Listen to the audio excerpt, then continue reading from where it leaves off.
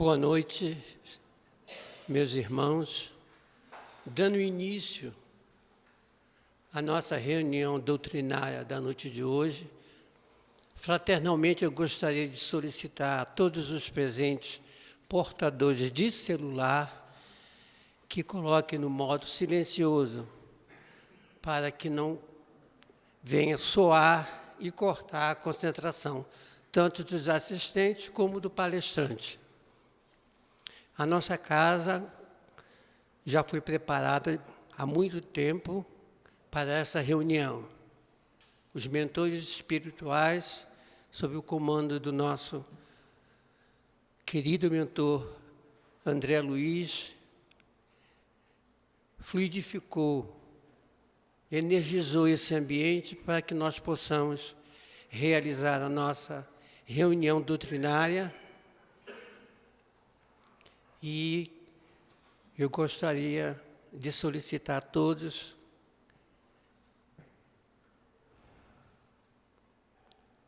que se equilibrassem pela leitura da noite de hoje.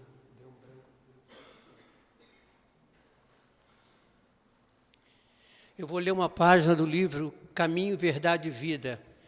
Livro esse ditado pelo benfeitor Emmanuel e que nos foi trazido pelas abençoadas mãos do nosso saudoso Chico Xavier.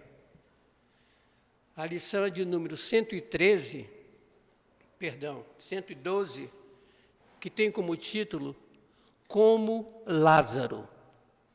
E no seu início, o evangelista João, no capítulo 11, versículo 44, traz uma assertiva evangélica com as palavras de Jesus que são: e o defunto saiu, tendo as mãos e os pés ligados com faixas e o seu rosto envolto num lençol. E disse Jesus: desligai-o e deixa-o ir. Para a nossa melhor compreensão e reflexão a respeito dessa assertiva evangélica, Emmanuel nos diz que o regresso de Lázaro à vida ativa representa grandioso símbolo para todos os trabalhadores da terra.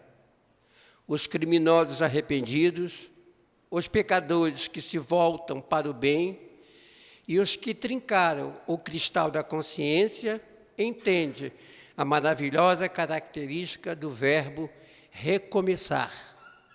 Lázaro não podia ser feliz tão só por vestir-se novamente de carne perecível, mas sim pela possibilidade de reiniciar a experiência humana com novos valores.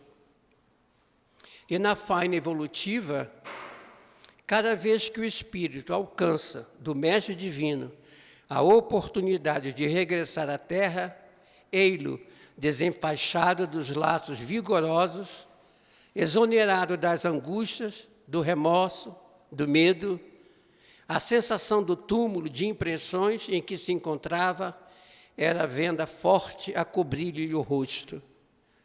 Jesus, compadecido, exclamou para todo o mundo: desligai-o e deixa-o ir. Essa passagem evangélica é assinalada de profunda beleza.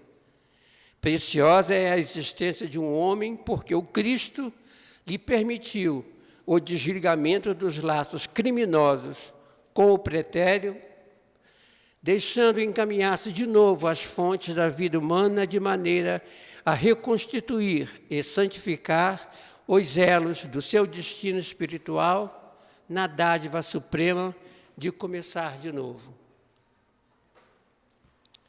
Apacentando os nossos corações e elevando os nossos pensamentos ao Pai Supremo, vamos fazer a nossa prece. Deus, de amor incondicional e misericórdia infinita, Altíssimo, soberano em justiça e benevolência, receba neste momento a nossa gratidão sincera pela bênção da vida, pela dádiva do viver. Muito obrigado, Pai. Muito obrigado, querido Mestre Jesus, vós que sois o nosso modelo e guia das nossas existências. Envolva-nos na noite de hoje com muita serenidade, com muita mansuetude, para que possamos aprender e aprender todo o aprendizado que a nossa irmã Cristina veio trazer para a nossa evolução a partir de hoje. Rogamos aos mentores espirituais da casa que nos envolva com muita serenidade para que possamos adquirir melhores pensamentos, saudosos e sadios sentimentos para com o nosso semelhante e o amor supremo ao nosso Pai. Que assim seja, graças a Deus. Com vocês, a nossa irmã Cristina, que vai fazer a palestra da noite de hoje.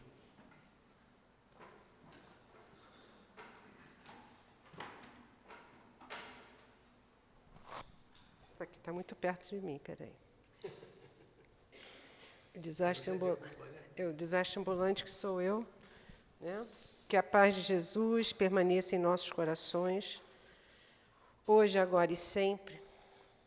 E cabe-nos a tarefa refletirmos acerca do primeiro capítulo da segunda parte do Livro dos Espíritos, que tem por título Do Mundo Espírita ou Mundo dos Espíritos. E o capítulo 1 fala dos espíritos. Essa parte inicial do Livro dos Espíritos é uma parte muito conceitual.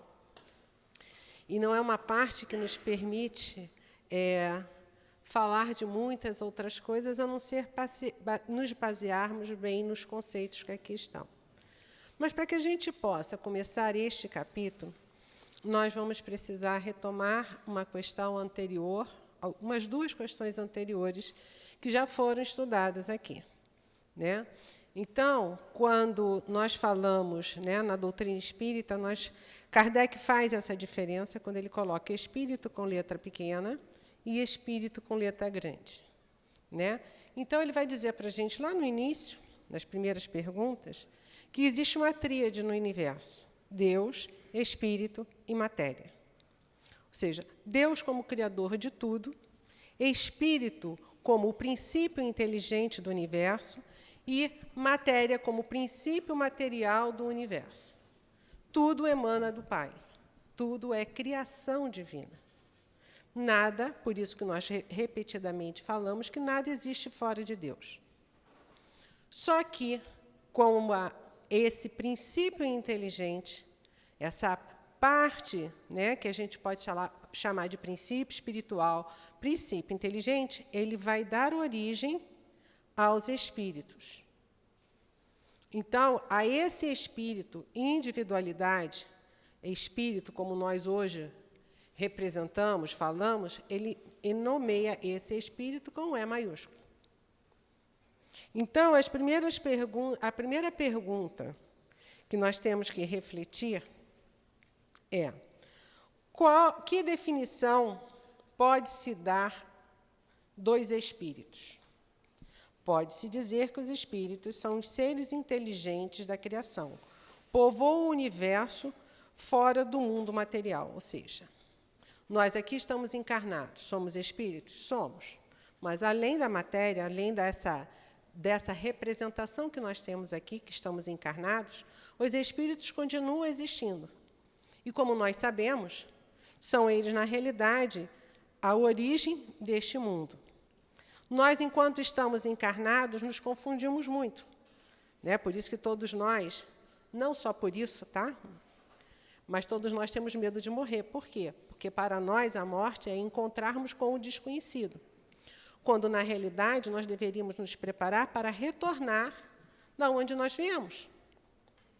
Está certo que, no mundo de provas e expiações, as nossas experiências transatas, né, anteriores, não devem ter sido muito boas do desencarne, né? Nós não devemos ter ido assim direto para nosso lar, Alvorada Nova, Campos da Paz. A gente deve ter passado assim, um certo tempo nas regiões mais difíceis. E aí o reflexo condicionado, a memória que a gente tem impressa no psiquismo é: morrer não é muito legal.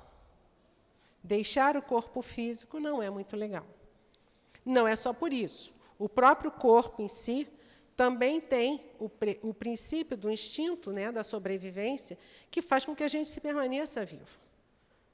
Então, essas duas coisas juntas fazem com que nós venhamos para a experiência na face da Terra, vestindo um corpo físico, para que experimentarmos tudo aquilo que precisamos para construir esse processo de crescimento espiritual. Então, o espírito são sempre seres inteligentes do universo. Eles estão lá na pergunta 100, daqui a pouco a gente já está chegando lá, a gente vai falar da escala dos espíritos, então a gente vai ver que tem gradações para essa evolução. Mas são todos aqueles que estão na condição, porque eles fazem parte daquele lado, daquela emanação divina, que é o princípio inteligente. Então, todos os espíritos são seres inteligentes do universo. Né? Qual é a definição de Deus? Inteligência suprema do universo, causa primária de todas as coisas. Então, se há inteligência, nós somos essa parte da inteligência, porque nós não estamos do outro lado das coisas criadas por Deus. Estamos indo? A cara está todo mundo muito sério hoje, vou assim, ó. Então, ele tem uma nota de Kardec aqui que diz assim: a palavra espírito é empregada aqui para designar as individualidades dos seres extracorpóreos e não mais o elemento inteligente do universo.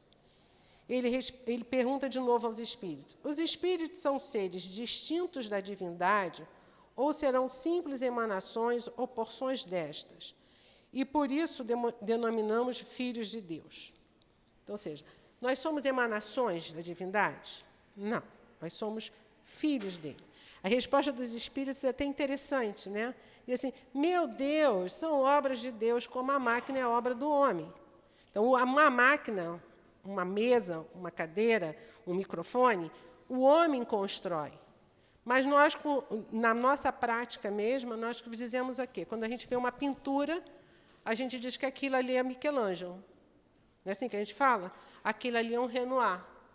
Mas a gente sabe que ali está expresso o espírito, o talento de Michelangelo, o talento de Renoir, mas aquilo não é da Renoir, aquilo é um retrato, um momento da vida de Renoir, um momento da vida de Michelangelo. Mas não é. Da mesma forma que nós não somos a mesma coisa que Deus. Quando Jesus diz, vós sois deuses, ele está se referindo a essa filiação, que nós somos desta mesma natureza divina, mas nós não somos Deus. Por que nós não podemos ser Deus? Porque Deus é eterno. Ele não teve princípio e não vai ter fim. Ele é desde todo sempre. Então, ele é o ponto inicial das nossas reflexões. Deus é. E nós fomos criados a partir de Deus. Então, nós tivemos uma origem, mas não vamos ter um ponto final. Nós vamos crescer sempre. Vamos evoluir sempre. Poderíamos, numa figura de linguagem, dizer que nós voltaremos para encontrar com a divindade? Sim. Mas Kardec pergunta lá nas questões que ele fala sobre o corpo perispiritual, ele vai falar que este invólucro do espírito ele vai se tornando cada vez mais tênue, que para nós é como se ele não existisse, mas ele vai estar lá. Porque se ele não estiver lá, o que acontece com o espírito? Ele retorna ao todo. E isso não existe para a doutrina espírita. O panteísmo, que fala dessa vertente, essa linguagem filosófica do panteísmo, ele diz que nós vivemos essa vida e, quando desencarnamos, voltamos ao todo, somos reintegrados ao todo. Da mesma forma que as moléculas, as substâncias que compõem este livro, quando um dia ele se deteriorar e se decompor, ele vai se voltar para o manancial da matéria da Terra. Isto não ocorre com os espíritos. Mas existe, sim, o quê? Uma comunhão com Deus. Porque o que Jesus diz? Eu e o Pai somos um. Então, quando nós formos espíritos puros, daquela hierarquia, nós estaremos comungando com Deus, mas continuaremos sendo nós, porque foi assim que Deus quis. Ele nos criou uma hora. André Luiz vai falar desse átomo primordial, que ele faz chamar de mônada. E se a gente for fazer a pesquisa da internet, tem várias filosofias para falar da mônada. Nós vamos ficar com aquilo que o André Luiz traz, aquilo que na doutrina espírita traz, que é o que eu sempre troco, e eu não vou correr o risco de tentar falar de memória, né, o que Leon Denis fala, que ele diz assim, o espírito dorme no mineral, e que espírito é esse? É aquela energia, aquela mônada que saiu, que começa a se individualizar, ela dorme no mineral, ela sonha no vegetal, agita-se no animal e desperta no aminal. Então, esta mônada, esse átomo primordial, esse ser que está lá em latência, que são as imagens que os mentores fazem para a gente, como se fosse uma semente. Na semente, a gente tem todo o carvalho, por exemplo, na glândula do carvalho. A semente já é o carvalho. Então, nós só somos o espírito que um dia nós seremos, o espírito puro. Só que a gente precisa fazer esse processo evolutivo.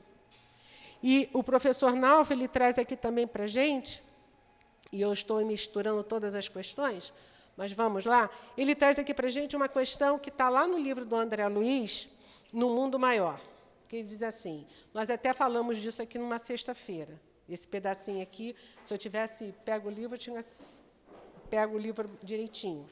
Diz assim, não somos criações milagrosas, destinadas ao adorno de um paraíso de papelão. Somos filhos de Deus e herdeiros dos séculos, conquistando valores de experiência em experiência, de milênio a milênio. Não há favoritismo no templo universal do eterno, e todas as forças da criação aperfeiçoam-se no infinito. A crisálida da consciência, que é a mônada, né, aquela centelhazinha divina, que reside no cristal a rolar as correntes do rio, aí se acha em processo libertatório. As árvores, por sua vez, se aprumam centenas de anos a suportar os golpes do inverno e acalentadas pelas carícias da primavera. Estão conquistando a memória. A fêmea do tigre, lambendo os filhinhos recém-natos, aprende o rudimento do amor. O símil, guinchando, organiza a faculdade da palavra. Somos criação do autor divino e devemos aperfeiçoar-nos integralmente. Então, o que ele está trazendo para a gente? Que aquela mônada, ele vai estagiando ao longo dos milênios até poder se expressar como um espírito humano. E aí, André Luiz, lá no livro Evolução em Dois Mundos, ele vai dizer que este processo, onde esse espírito, que esse princípio que já está se individualizando, ele vai chegar à condição de humano, ele se dá na erraticidade. Então, por isso que a ciência ainda hoje cata vestígios do chamado elo perdido. Né? Porque o processo, como nós vemos na literatura do André, é um processo evolutivo. Então, aquilo que Darwin viu é verdade. Só que vai chegar um momento onde esse crescimento de qualidade ele se dá na espiritualidade, segundo André Luiz, no livro Evolução em Dois Mundos. Recomendo a leitura para vocês. Né? Então, Kardec vai continuar dizendo assim, os espíritos nessa resposta, ele diz assim, sabes que, quando faz alguma coisa bela e útil, o homem lhe chama de sua filha, criação sua. Pois bem, o mesmo se dá com relação a Deus. Somos seus filhos, pois somos obra sua. Então, somos todos filhos de Deus. Né? E cada um de nós vai alcançar a perfeição. O tempo é com cada um de nós. Então, todos partimos do mesmo ponto e todos vamos chegar à perfeição. O que vai diferenciar a gente é ao longo do caminho, as experiências que nós vamos adquirindo. E como Emmanuel nos fala, vai ser sempre necessário o desenvolvimento das duas asas. A asa do intelecto e a asa, não fecha, por favor, e a asa da moralidade. Né? Sem as duas asas, o pássaro não voa. Kardec vai perguntar aos espíritos assim: os espíritos tiveram princípio ou existem como Deus por toda a eternidade? Então, Kardec vai fazendo as mesmas perguntas várias vezes. Esse é um método que a gente chama de autoinstrutivo. A gente vai perguntando. Aí pergunta um pouquinho diferente para ver se eu entendi a resposta. Então, Kardec vai fazendo isso ao longo desta obra. Então, ele vai dizer assim: se não tivesse tido princípio, seriam iguais a Deus. Quando, ao invés, são criação sua e se acham submetidos à sua vontade. Deus existe de toda a eternidade e é incontestável. Quanto, porém, ao modo por que nos criou, em que momento fez, nada sabemos. Então, em que momento isso aconteceu? Ninguém sabe. A gente gostaria, mas quando não sair, não nos é dado ainda saber. Um dia saberemos? Sim. Mas agora não é importante para a gente saber. Se fosse, ele diria. Tudo que é importante já nos foi sendo dito ao longo dos milênios. O que a gente ainda não consegue é colocar em prática tudo aquilo que a gente já aprendeu, já escutou. Então, isso, né, quando fomos criados, em que momento, não importa. Podeis dizer que não tivemos princípio, se quiserdes com isso significar que, sendo eterno, Deus há de ter sempre criado ininterruptamente. Mas quando e como cada um de nós foi feito, repito-te, nenhum o sabe. Aí é que está o mistério. Então, ou seja, se Deus cria o tempo todo e Ele continua criando. Então, os espíritos estão sendo criados incessantemente. Em que momento, né, aquele espírito, aquele outro ali foi criado? A gente não sabe. Em que momento isso se deu? Isso é um mistério. Mas nós somos criações de Deus, somos filhos dele. Ele é o nosso Pai. É a forma mais bonita da gente se referir a Deus, é isso. É desta forma, como Pai. Pois que há dois elementos gerais no universo, o elemento inteligente e o elemento material, poder-se-á dizer que os espíritos são formados de elemento inteligente, como os corpos inertes o são do elemento material? Evidentemente. Os espíritos são a individualização do princípio inteligente, como os corpos são da individualização do princípio material. A época e o modo como essa formação se operou é que são desconhecidos. Então, a gente vai começar a descobrir que o princípio das coisas, quando mais a gente se aproxima do que é Deus, quanto mais fica difícil da nossa mente, finita ainda, entender. É a mesma coisa que você querer explicar para uma criança uma equação algébrica de um cálculo integral de terceiro ou de quinto grau lá. Se é que tem quinto grau, tem? Tem. Então, tá bom. Consulta o meu amigo ali que é engenheiro. Né? Então, eu fiz até o terceiro. Aí eu falei assim, tem até mais do que terceiro? Eu falei quinto, né? Até o terceiro eu fiz. Entendeu? A minha faculdade, antigamente, me ensinava a calcular a calha. Não sei para que eu aprendi isso, mas eu aprendi a calcular. Graças a Deus, eu esqueci. Não me peçam para calcular, porque eu não sei mais. Né? Então, a gente vai precisando. Uma criança não vai conseguir entender.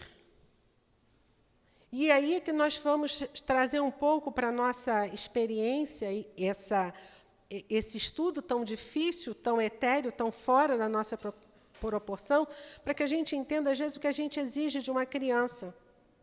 E também não cobrar tanto de nós mesmos. Porque uma criança, por exemplo, ela não consegue, pequena, entender conceitos abstratos.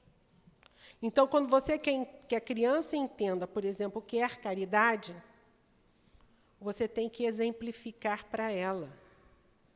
Porque caridade, se você mesmo quiser definir o que é caridade, vai ter, cada um aqui vai ter a sua definição diferente. Um vai puxar mais para a benevolência, outro para a indulgência, outro para o perdão. Né? O que é justiça? É um conceito abstrato. E sabe por que nós ainda não conseguimos ser justos? Porque nós não somos misericordiosos. Porque justiça sem misericórdia não existe. Você sabe, né, quando a gente diz assim, fulano fez errado. Você sabe o esforço que ele fez? Você sabe todas as experiências que o fulano tem para a gente apontar o dedo e dizer assim, ele está errado? Mas Deus sabe. E por isso que ele é justo. Por isso que ele é misericordioso.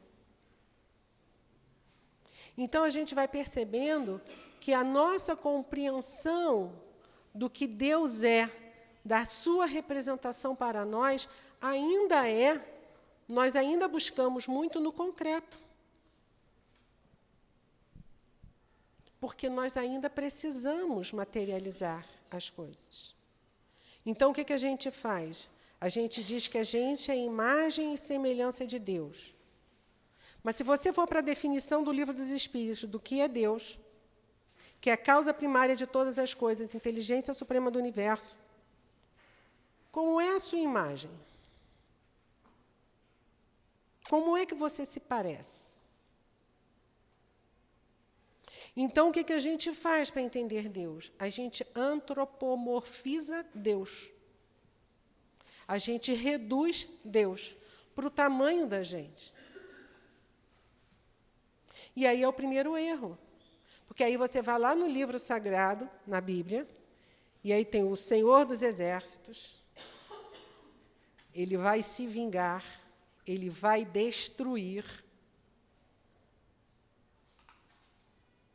Esse não é o Deus que Kardec nos apresenta. Não é Deus que Jesus nos apresenta. Então, não é desta forma que nós somos semelhantes a Deus. Porque esse ainda é o padrão errado que nós realizamos no nosso dia a dia. Nós precisamos ascender. Nós precisamos nos aproximar mais da divindade. Mas também não é colocar a divindade lá fora, lá longe, ela está aqui dentro da gente. Ela é a nossa essência, é quem nós somos. Nós somos da mesma natureza da divindade. Tem alguns pesquisadores agora, que eu acho bonito isso, que eles estão tentando achar no DNA o código divino. Né? Então, pela leitura das bases das ácido desoxirribonucleico. Né? Tem que falar tudo. Então, essas moléculas que estão lá, de adenosina, de guanina, eles estão tentando encontrar, né, e eles encontram alguns pedacinhos que aí eles já acham que ali se chama Deus, alguma coisa assim. A gente procura Deus o tempo inteiro. Mas é que nem aquela historinha, né, dos anjos, que Deus queria tirar férias, graças a Deus que ele não tira, né? Mas ele queria tirar férias. Ele disse assim, gente, o pessoal perde dando, hein? Senhor, vai lá para o centro do universo. Não, já inventaram um telescópio Hubble que vai lá tirar fotografia de tudo. Vai para a profundeza do mar. Não, Senhor, já até fintaram, tem sonda que vai lá embaixo. Não adianta. Aí chega um querubinzinho, né, que é aquela representação de um bebezinho, daquele fofinho, daqueles anjinhos bonitinhos. Diz assim, Senhor, eu sei para onde o Senhor pode ir, que o homem nunca procura o Senhor. E aí o Senhor olhou para ele, aonde, meu filho? Dentro do coração das criaturas. Então, se você quer encontrar Deus, comece a fazer silêncio. Comece a evocar o silêncio, para que você possa ouvir Deus na sua própria consciência. Porque Ele está aí. Ele não está nos templos de pedra. Ele está dentro de você. A criação dos espíritos é permanente ou só se deu de uma origem dos tempos? É permanente, quer dizer que Deus jamais deixou de criar. E isso Jesus já falou para a gente. Jesus diz, o Pai trabalha incessantemente, e eu trabalho também. E a gente fica querendo saber quem foi que inventou o dom do trabalho, para brigar com ele. Então, enquanto a gente estiver neste processo, em que a gente não quer trabalhar, a gente não quer estudar, a gente não quer crescer, a gente está indo na contramão do processo evolutivo. E nós estamos encontrando o quê? Dor e sofrimento. Por isso, Joana de Ângeles diz, e eu repito essa frase sempre, que é para eu escutar, né? Não é só para vocês, não, é para que eu escute. Ser feliz o quanto antes ou infeliz por largo período de tempo é uma questão de escolha de cada um de nós. Então, a gente pode, nesse instante, escolher ser feliz. Como é que é essa escolha de ser feliz? Seguir o Evangelho do Cristo. Seguir o Evangelho do Cristo. Aí, a gente começa a ter a dificuldade. Porque a gente vai precisar pegar pelo menos as bem-aventuranças e cumpri-las. Boa parte dos nossos capítulos do Evangelho, o 5, o 7, o 8, o 9, são bem-aventuranças. Tem pelo menos aí 4 capítulos. 10 também. Então, 10º. Então, são 5 capítulos que a gente tem o estudo das bem-aventuranças. Então, vamos lá, vamos estudar as bem-aventuranças. Gandhi já disse que se todos os ensinamentos se perdessem, mas apenas o Sermão do Monte se mantivesse, nós saberíamos encontrar o caminho. Então, Gandhi era uma grande alma, Mahatma Gandhi, né, uma grande alma, disse isso. Então, vamos estudar um pouco mais. E ele nem era cristão.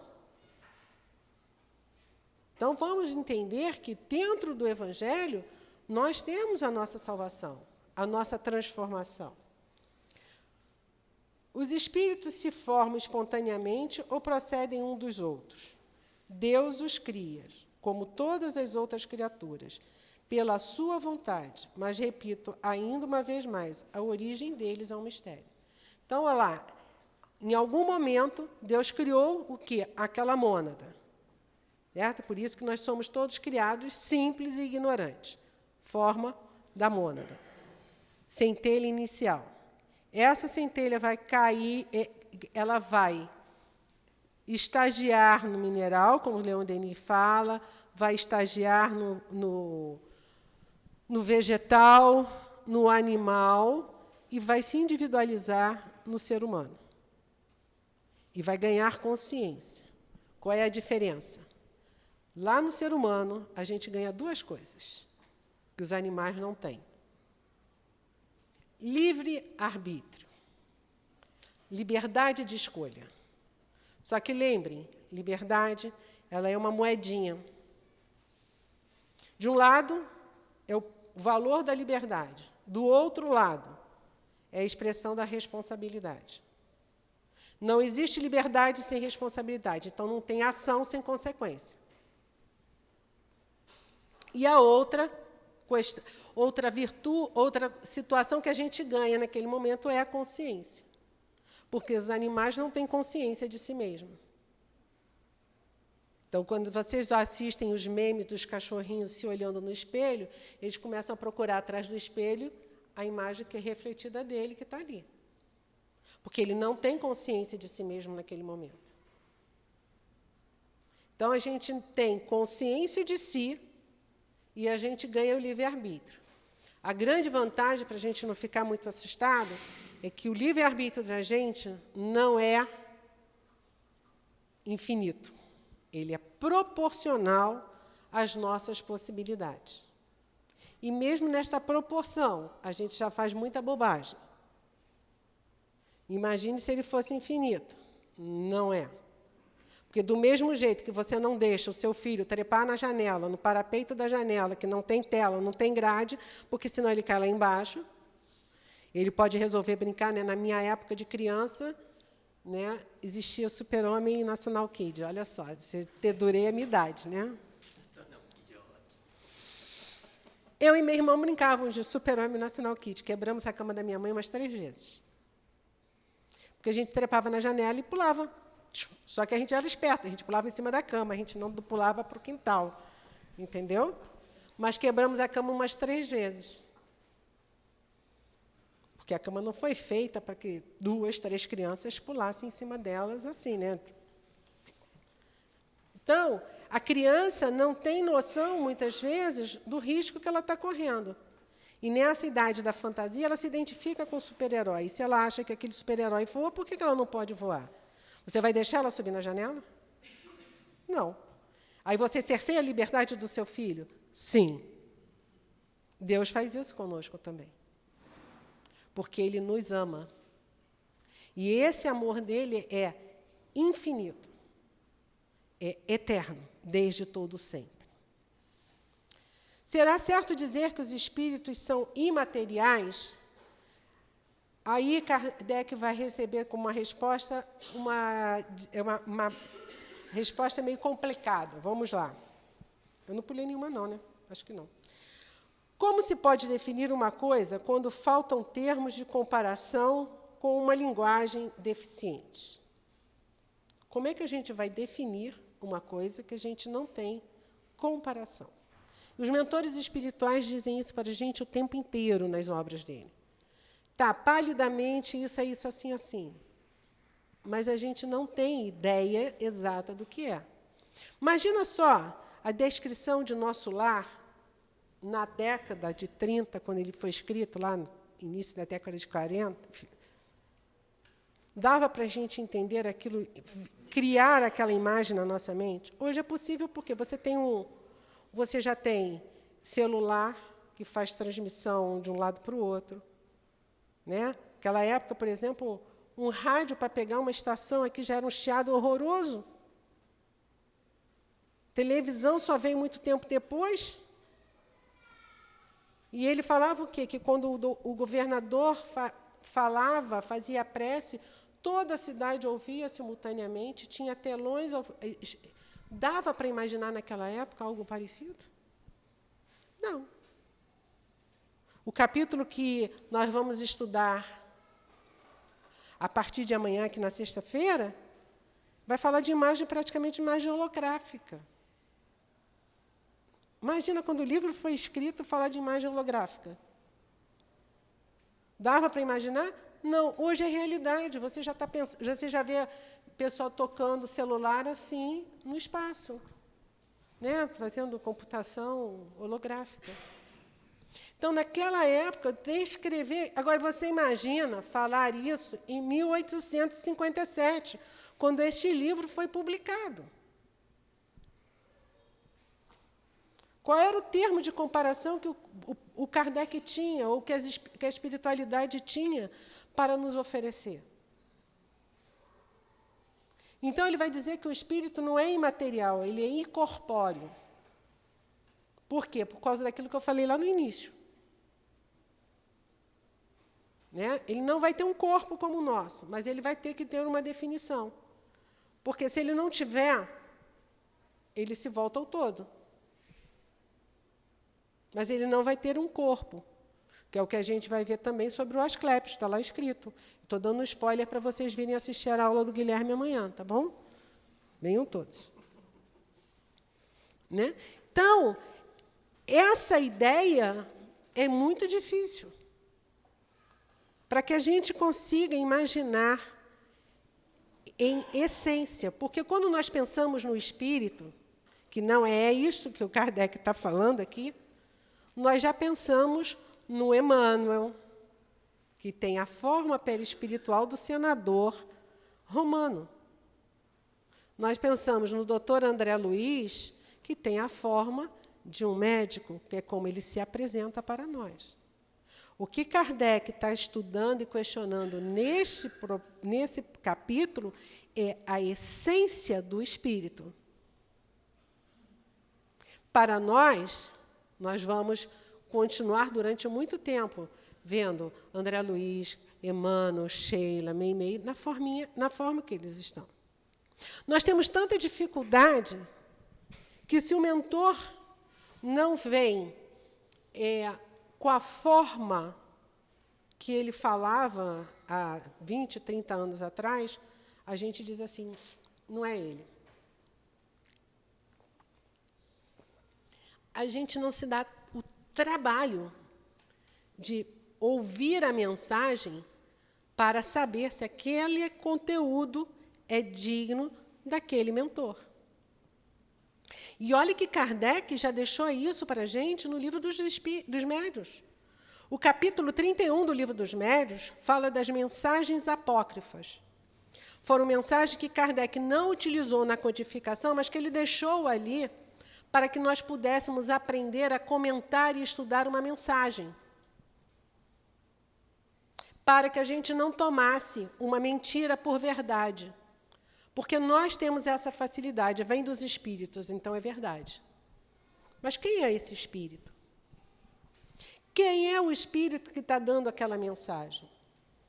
E os espíritos pseudo-sábios, sombeteiros, eles assumem o nome de entidades venerandas. Então, você precisa ler para saber se aquele conteúdo é daquele espírito. Então, Kardec tem todo este cuidado com todos nós, desde a constituição da obra inicial, que é o Livro dos Espíritos, e a gente vai vendo que essas perguntas são repetidas. Mais adiante, ele vai perguntar mais ou menos a mesma coisa em outro lugar, em outra situação. Por quê? Porque ele não quer deixar margem a dúvidas, para que nós não venhamos a tropeçar, porque esta é a obra, como nós definimos lá no capítulo 6 do Evangelho, do Consolador prometido por Jesus. E quem lê as páginas do livro, do capítulo 6, vai perceber que o Espírito da Verdade está falando como Jesus. Ah, foi Jesus que deu a mensagem? Não importa, disse, né? Que Paulo e Estevão foi escrito assim, Paulo ditou para Emmanuel e Emmanuel ditou para o Chico. Então, é uma mensagem ditada por Jesus. Por quê? Porque o entregador da carta é fidedigno. Ele recebeu a carta de Jesus e veio escrever. Porque, com certeza, é difícil ter um médium que pudesse suportar o psiquismo do Cristo. Então, há intermediários, mas não quer dizer que a mensagem não seja do Cristo. Então, a doutrina espírita é o cristianismo redivivo, retomando as bases daqueles primeiros momentos em que Jesus esteve conosco. E o que nós precisamos efetivamente aprender é colocar em prática os ensinamentos que estão aqui. Kardec vai fazer, eu acho que é a última pergunta, vocês vão se ficar felizes, que ele diz assim, os espíritos têm fim? Compreende-se que seja eterno o princípio de onde eles emanam. Mas o que perguntamos é se suas individualidades têm um termo, se é dado em um dado tempo, mais ou menos longo. O elemento de que são formados não se dissemina de volta à massa de onde saiu, como sucede com os corpos materiais. É difícil conceber-se que uma coisa que teve começo possa não ter fim. Ele já perguntou isso umas 2 ou 3 vezes aqui nessas perguntas. Né? Se a gente existe desde todo o tempo, aí os espíritos respondem, não, eles foram criados, Deus é eterno, o espírito tem fim. Há muita coisa que não compreendeis, porque tendes limitada a inteligência. Isso, porém, não é razão para que as repilais. O filho não compreende tudo que seu pai é compreensível. Deixa eu ler. Respira, vamos lá. O filho não compreende tudo o que a seu pai é compreensível, nem o ignorante tudo que o sábio apreende. Dizemos que a existência dos espíritos não tem fim, e é tudo que podemos, por agora, dizer. Então, é difícil que nós possamos compreender, porque nós gostamos muito, né, como na sexta-feira passada a gente estava comentando, a gente gosta muito de caixinhas. Né? Isso é isso, está aqui na caixinha, quando eu preciso eu vou lá e pego. Deus não cabe em nenhuma caixinha. E a eternidade, ou o infinito do tempo, também não cabe. Então, como eu vou ser daqui a 3 milênios? Não faço a menor ideia. Espero que eu seja bem melhor do que eu sou hoje. Porque essa é a proposta da doutrina espírita. O que é ser espírita?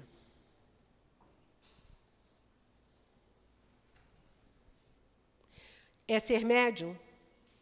Não necessariamente. Porque a mediunidade ela existe desde todo sempre. Ela existe na Igreja Católica, na Igreja Evangélica, eles só dão nomes diferentes. É manifestação do Espírito Santo, mas é mediunidade. Ser espírita é praticar caridade? Faz parte. Mas caridade qualquer um pratica. O que vai diferenciar o espírita dos outros? Kardec definiu isso no Evangelho, no capítulo 17. O bom espírita. E ele vai dizendo assim, o início do parágrafo é assim, bem entendido e bem compreendido tudo que está sendo dito acima. Acima é o item 3, que é o homem de bem. O Espiritismo leva a estas resoluções. Ou seja, a proposta da doutrina espírita é que nós nos tornemos um homem de bem. Essa é a proposta da doutrina. Mas, para isso, é preciso que a gente estude e compreenda. E aí a gente começa a estar com umas desculpas esfarrapadas.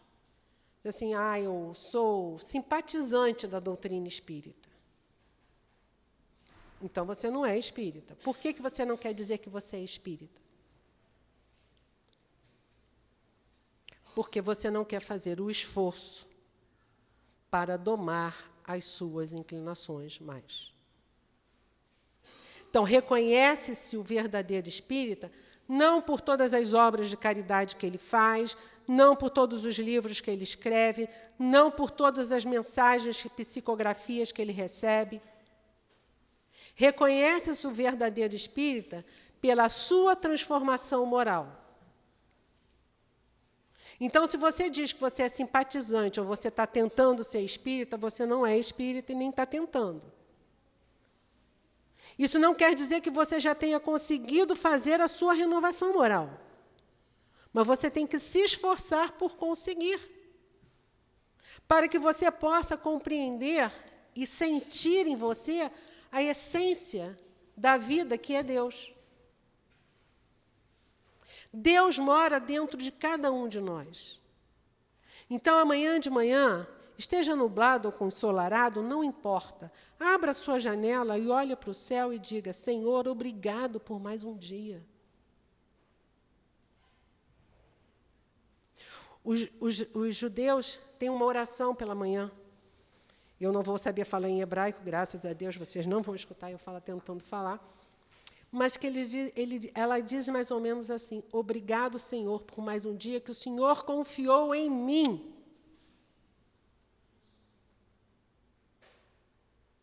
O Senhor confia e renova a confiança em cada um de nós todos os dias, esperando que nós possamos despertar as nossas consciências para seguir felizes na direção dele.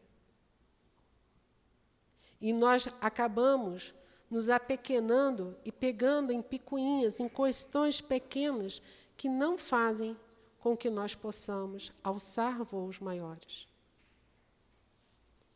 Tudo que a espiritualidade poderia oferecer, ela com certeza já ofereceu. Que cada um possa pegar o seu pedacinho. E não é preciso construir um muro todo pronto, ou a casa toda, mas é tijolo por tijolo. Então, se dedique a cada tijolinho que a gente vai colocar nessa construção, para que o edifício que nós vamos entregar no final da existência seja muito mais bonito do que aquele que chegou na existência terrena. Que Jesus nos abençoe e guarde hoje e sempre. Que assim seja.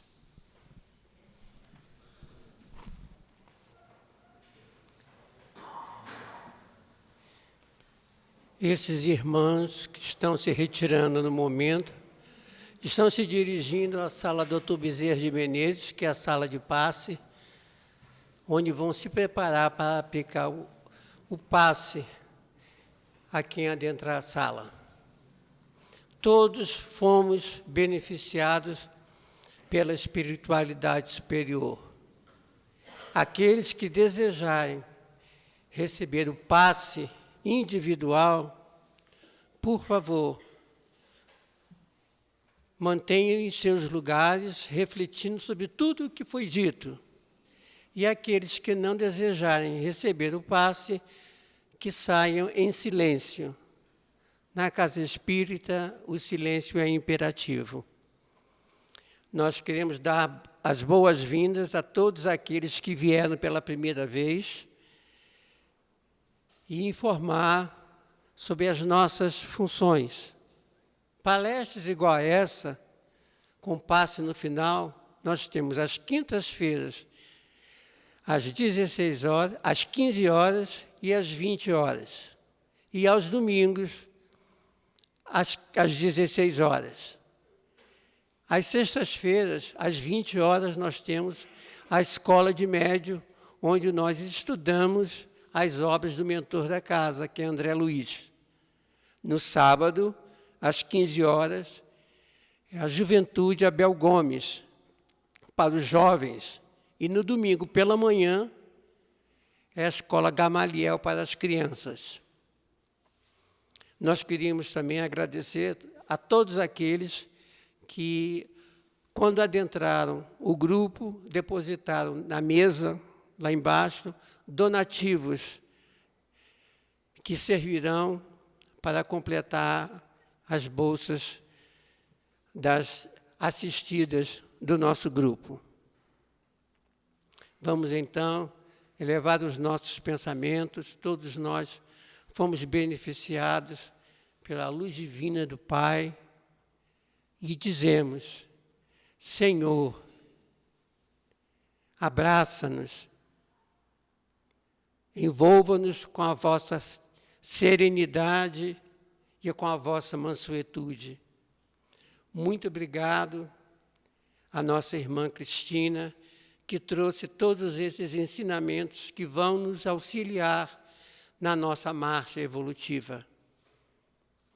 Mãe Santíssima, todos os mentores da casa de André Luiz possam nos envolver, possam nos trazer o paliativo, o lenitivo das nossas ansiedades, das nossas preocupações.